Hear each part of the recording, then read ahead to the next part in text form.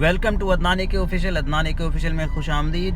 جیسا کہ آج کی ویڈیو کا آپ نے تھمبنیل اور ٹائٹل دیکھ لیا ہوگا، مزید اس طرح کی ویڈیوز دیکھنے کے لیے اس چینل کو سبسکرائب کر لیں اور بیل آئیکن کو پریس کر لیں۔ چلتے ہیں ویڈیو کی طرف۔ مولا خوش رکھے، یہ بادشاہ کا عزیز ترین حجام تھا۔ یہ روزانہ بادشاہ کے پاس حاضر ہوتا تھا اور 2-3 گھنٹے اس کے ساتھ رہتا تھا۔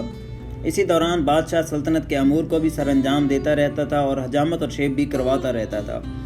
ایک دن نائے نے بادشاہ سے عرض کیا، حضور میں آپ کے وزیر کے مقابلے میں آپ سے زیادہ قریب ہوں اور میں آپ کا وفادار بھی ہوں، آپ اس کی جگہ مجھے وزیر کیوں نہیں بنا دیتے؟ بادشاہ نے مسکرایا اور اس سے کہا کہ میں تمہیں وزیر بنانے کے لیے تیار ہوں، لیکن تمہیں اس سے پہلے ٹیسٹ دینا ہوگا۔ نائی نے سینے پر ہاتھ باندھ کر عرض کے حکم کیا، کہا کہ آپ حکم کریں جناب، میں ہر ٹیسٹ کے لیے تیار ہوں۔ بادشاہ نے کہا کہ بندرگاہ پر ایک بحری جہاز ہے، اس کے بارے میں معلومات مجھے لا کر دو۔ نائی بھاگ کر بندرگاہ پر گیا اور واپس آ کر بولا، جی وہاں جہاز کھڑا ہے۔ بادشاہ نے پوچھا، یہ جہاز کب آیا؟ نائی دوبارہ سمندر کی طرف بھاگا اور واپس آیا اور بتایا، 2 دن پہلے آیا ہے۔ بادشاہ نے کہا، یہ بتاؤ کہ اس پر کیا ہے؟ نائی سمندر کی طرف بھاگا اور واپس آیا اور بادشاہ نے اس سے کہا کہ یہ بتاؤ کہ جہاز کہاں سے آیا ہے؟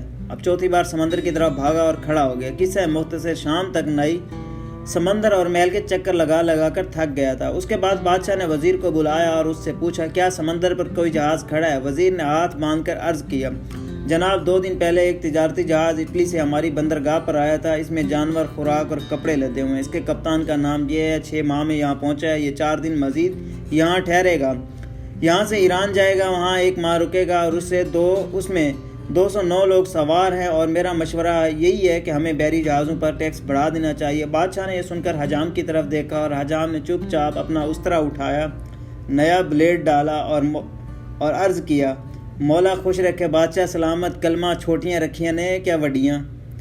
بھائی جو کام آپ کو آتا ہی نہیں ہے تو اس میں کیوں گھستے ہو؟ تو آج کی ہماری سٹوری تھی ہے، ملتے ہیں اگلی ویڈیو میں، اللہ حافظ۔